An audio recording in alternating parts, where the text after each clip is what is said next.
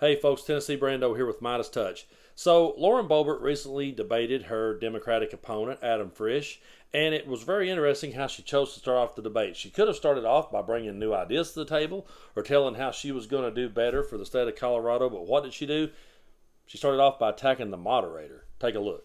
Edie, can you please disclose to the audience that you publicly supported my 2020 Democrat candidate, Diane Mitch Bush?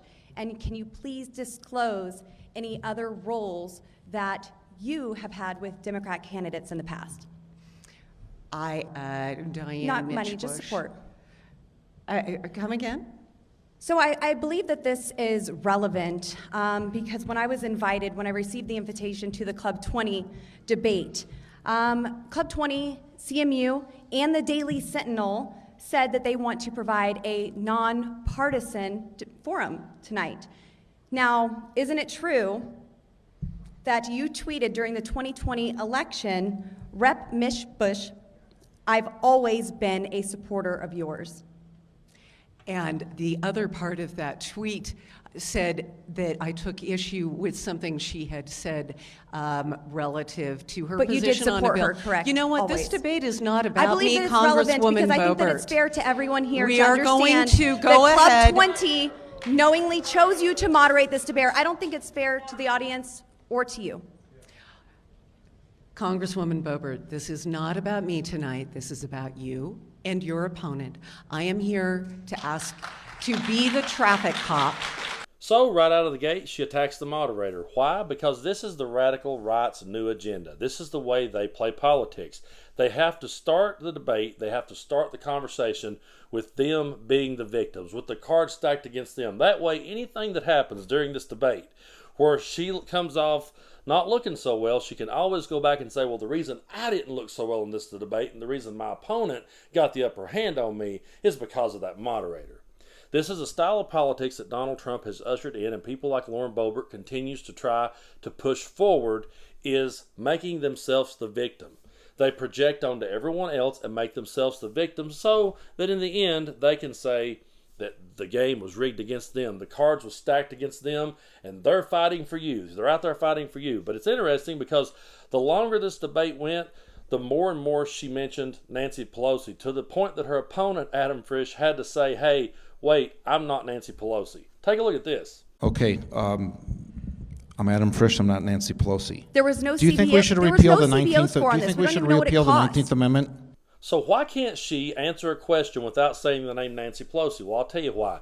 It's more a part of the radical right's plan of how they want to play politics. Like I said, they have to start off by being the victims, by saying that the cards are stacked against them and the game is rigged against them. We got a moderator who didn't like me. And then they have to have their boogeyman, someone that they can put all the blame on so that nothing they do or say makes them look bad. It all can be placed upon the boogeyman. Or in some cases, you could call this a straw man argument. She can't actually out-debate Adam Frisch here. She knows she can't. So what does she do? She uses the Nancy Pelosi straw man. She builds up Nancy Pelosi to be all these things that Nancy Pelosi's not, but she builds it up and tears that down so that her voters stays distracted and don't see the real issues at hand. They have to have a boogeyman like Nancy Pelosi, Hunter Biden's laptop, Hillary Clinton's emails. These have all become talking points by the radical right in a way to completely distract and deflect away from the issues at hand, and to have their voters so mad and so upset that they'll run to the poll and they'll vote for someone like a Lauren Boebert because they think Lauren Boebert is fighting for them. Well, remember back when Sarah Palin came out and asked Democrats, how's that hopey, changey stuff working out for you? Well, my question to the radical right is, how are these talking points helping you? How is Lauren Boebert roasting Nancy Pelosi every chance she gets actually helping you? How is it helping better your quality of life?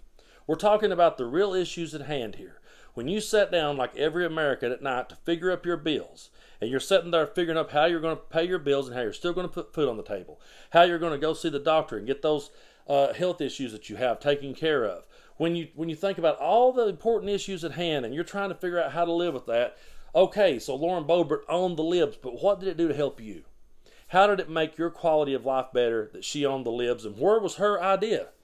Her idea was simple. It is to make the corporate billionaires in this country richer and to keep you distracted by saying, I'm going after Pelosi, I'm going after Hunter Biden's laptop, I'm going to go after Hillary Clinton's emails, I'm going to fight for you, and I'm going to fight this crooked moderator.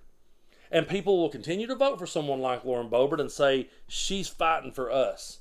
They want to say America first. We're putting America first. When?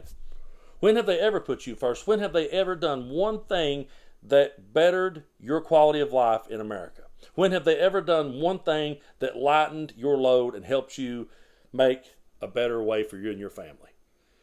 These are all talking points. And while it may be fun to sit and listen to someone like Lauren Boebert, I know you guys hate Pelosi. I get it. Okay? But what is your hatred for Pelosi and her dishing it out on Pelosi doing for you? That's the question I have. It's one thing to sit back and say, oh, they're putting America first, but when have they ever brought an idea to the table that can help you, that can actually better your quality of life? All they're ever trying to do is tear down our side. And they tear down our side constantly by talking about, they pick out that one person, Nancy Pelosi, Hunter Biden, Joe Biden, Hillary Clinton, whatever.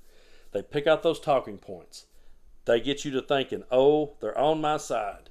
The billionaires get richer, and you guys keep chasing that carrot. When are you going to wake up? This November is Rovember.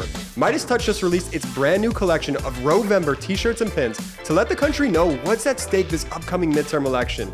Go to store.meidastouch.com to grab yours. That's store.meidastouch.com.